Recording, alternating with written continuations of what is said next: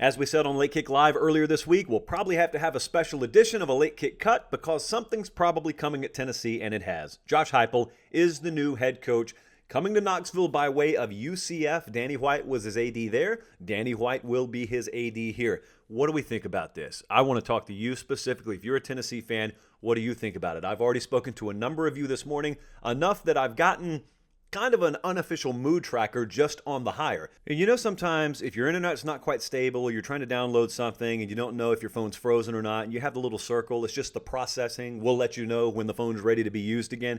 That's kind of the mood that I've gotten from a lot of you, especially Vol fans. It's like, let me make sure I have this right. Okay, so we got the AD from Central Florida, and we all love that. That's a home run.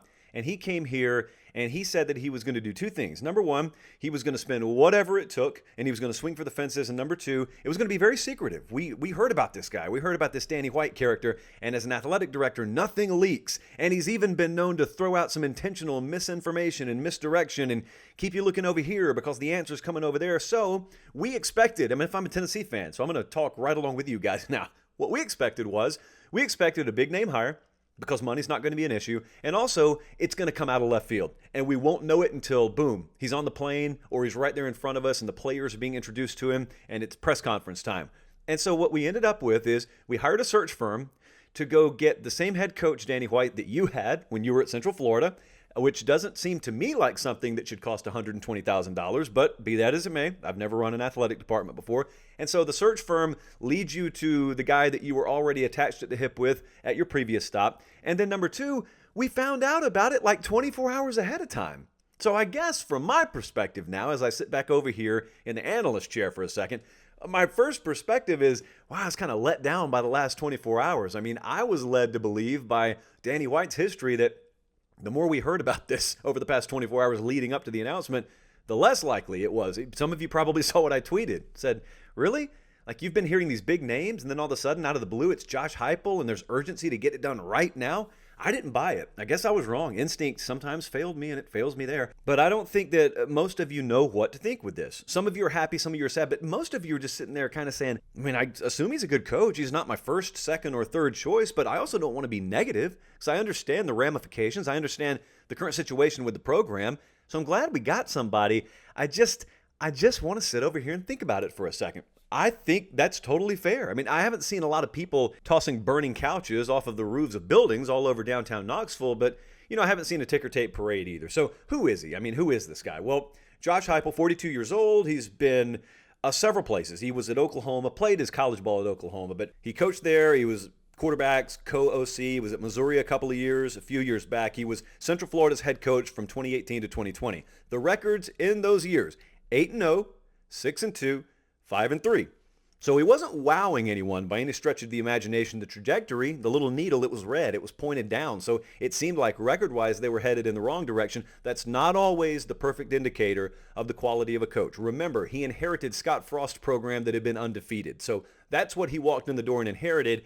And you might say, well, who could ever screw that up? Well, you also don't know what the dynamics are there. So I'm not going to indict him off that, but I will say, I've spoken to a few people who are kind of close to that program. There were still people around Central Florida who really didn't know long-term on Josh Heupel. And it was looked at as 2021, we're going to kind of give you a pass for going 5-3 this year because it was crazy. But 2021, you better get something done because we've seen what this program can be. We're not going to sit around here and go 0 losses, then 2 losses, then 3 losses, and now, 3 or 4 losses again? That's not going to fly. And so not only does he get a reprieve from his athletic director, it's in another city. It's in another market. It's at one of the most storied brand names in college football. So he wasn't killing it there. Therefore, it's not a wow hire. It's not an exciting hire. It could be the right hire. Those first two don't necessarily always correlate to the third. But here's a term that I've seen thrown around that I really want to hone in on. Risky.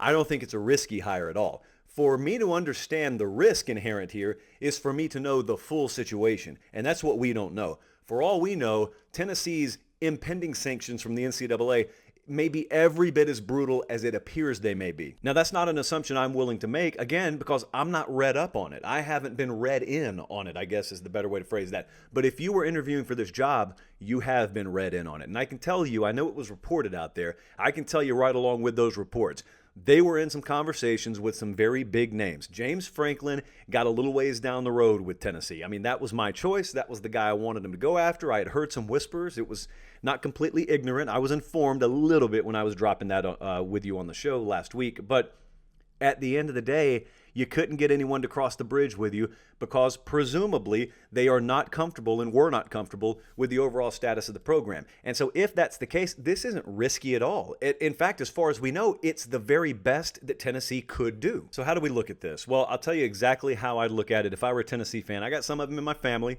I'm going to have to be emotion coach later tonight, I know. So I'm practicing with you guys right now.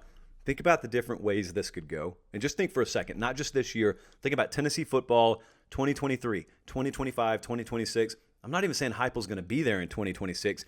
He's obviously going to have somewhat of an impact on 2026. Here's how this could go. It could go that let's just assume the NCAA, let's assume worst case scenario, so it can only be better than our assumption. Let's assume worst case scenario. Either Heupel is the right guy and he weathers the storm, therefore you develop an emotional bond during the tough times and the program and the community rally around each other, and when you come out on the other side and the storm clouds start to part, man, it's full speed ahead and you're tried and tested and you know for sure you got the right guy. Either that happens or hopefully, and this is where hope comes in, at the very worst, he's a steadying influence, and he keeps things on the rails and keeps the roster at a decent level to where then all of a sudden in 2023 or 4, whenever those sanctions may start to loosen their grip on the program, if you're on the coaching market again by that point, what kind of product are you taking out there?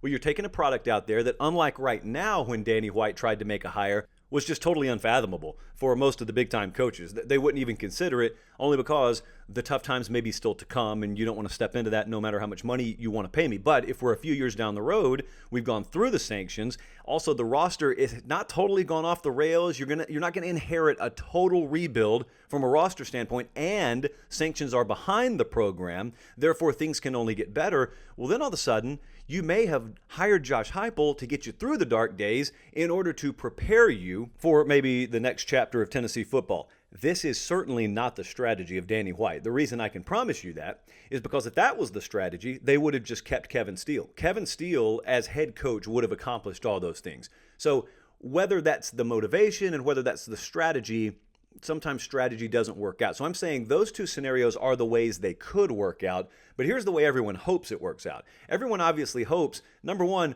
Heupel's the right hire just from a pure football standpoint, and he can seamlessly transition into the culture of the SEC. You know, sometimes it's hard when you're on that on-ramp and they want you to speed up to 75 miles an hour and, you know, it's a little uphill, quick twist, and you don't have time to get up to speed. Well, that's kind of what it's like going from Central Florida to Tennessee and diving into the waters of the SEC. But hopefully he can do that. And then here's part two. This is where we have to cross every finger we have collectively.